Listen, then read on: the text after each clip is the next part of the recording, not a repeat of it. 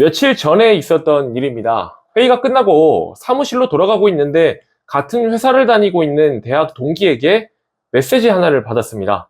아르노야, 나 광교 아파트 사도 될까? 저는 친구에게 구체적으로 어떤 상황인지 물었습니다. 상황을 들어보니까 아이가 커가는 중에 맞벌이 부부에게 적절한 동네가 광교였고요. 이래저래 타이밍에 맞게 움직이려는 상황이었죠. 현재 매교역 인근의 물건을 갭 투자로 보유하고 있었으며 영통 근처에 전세를 살고 있는 이 친구는 계속해서 저에게 물었습니다. 광교에 중흥 S를 가려고 하는데 어떻게 생각해? 광교에서 중흥 S 좋아요. 왜냐면 용도 지역이 상업 지역인 땅 위에 아파트가 지어져 있고 갤러리아 백화점도 가깝고 특정 동은 호수까지 보이는 아주 좋은 아파트죠.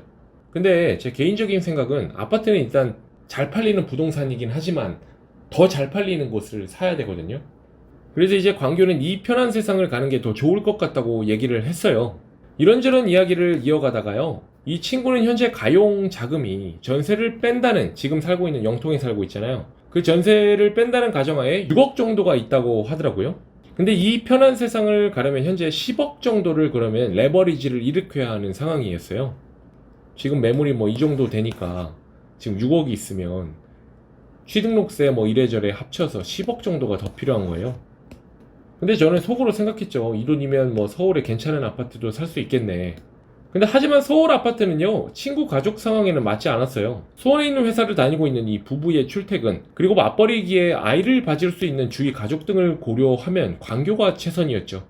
아무리 사람들이 서울에 가라고 하지만 본인의 상황에 맞는 최선의 선택이 광교였던 거예요.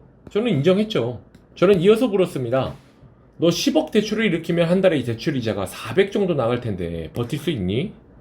아무리 뭐 맞벌이긴 하지만 아이를 키우는 상황에서 월 400 이상의 돈이 나간다면 분명 친구 부부에게 타격이 있을 겁니다. 만약에 이 친구가 광교를 샀어요. 그러면 갭 투자 물건 1개, 아까 매교에 갭 투자 물건 1개 있다고 했잖아요. 그리고 실거주 물건 광교에 1개면 현금 흐름이 당장은 없어요. 두 개의 투자 모두 시세 차익에 맞춘 투자이기 때문에 모두 미래만을 바라보는 투자잖아요.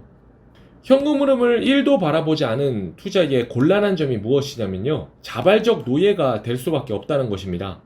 이자를 갚기 위해서는 월 일정한 현금이 필요하고 부수입이 없는 상황에서는 회사 월급에 의존할 수밖에 없습니다. 스스로 회사에 묶어버리는 거예요. 이런 상황이라면 끌려가는 삶을 살 수밖에 없는 것입니다. 본인이 직접 끄는 삶이 아니라요. 우리는 늘 희망찬 미래를 꿈꿔요. 물론 뭐 긍정적인 태도는 좋아요. 다만 모든 상황이 내 생각처럼 돌아가는 것은 불가능합니다. 이를 인식하고 있어야 돼요. 이건 부정적인 태도가 아닙니다. 부동산 호황의 시작이니 뭐니 하지만 결국 이 자본주의 세상에서 살아남기 위해서는 내가 버틸 수 있어야 해요. 생존할 수 있어야 합니다. 부동산 호황장에서 막 내가 가진 아파트가 올라가면 뭐예요? 만약에 내가 이자를 감당할 수 없으면 급하게 팔아야 되는데. 책 신자산가의 인생 습관에는 이런 문장이 나옵니다. 실패를 딛고 성공으로 가기 위한 제1원칙이 있다. 살아남아야 한다. 살아남으려면 투자는 하되 투기는 하면 안 된다. 이 글은 제가 다니고 있는 경매학원 선생님이 이야기해 주신 말과도 연결이 됩니다. 같은 물건이라도요, 누가 소유하냐에 따라 좋은 물건이 되기도 하고 나쁜 물건이 되기도 합니다. 라고 말씀 주셨거든요.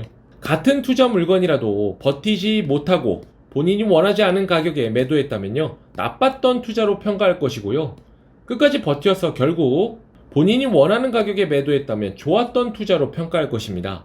결국 좋은 투자인지 나쁜 투자인지 결정하는 것은요, 물론 뭐 다양한 요소도 있겠지만 본인의 버틸 수 있는 능력입니다. 버티려면 현금 흐름에 초점을 맞춰야 됩니다. 저는 친구에게 말했습니다.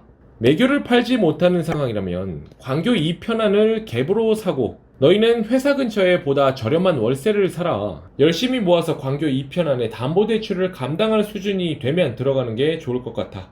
그동안 배당주 투자를 해서 어느 정도의 현금 흐름을 만들어 놓고, 뭐 정답은 아닐 수 있지만 제가 결국 이야기하고자 하는 것은요, 삶을 버겁게 만드는 대출을 만들지 마라.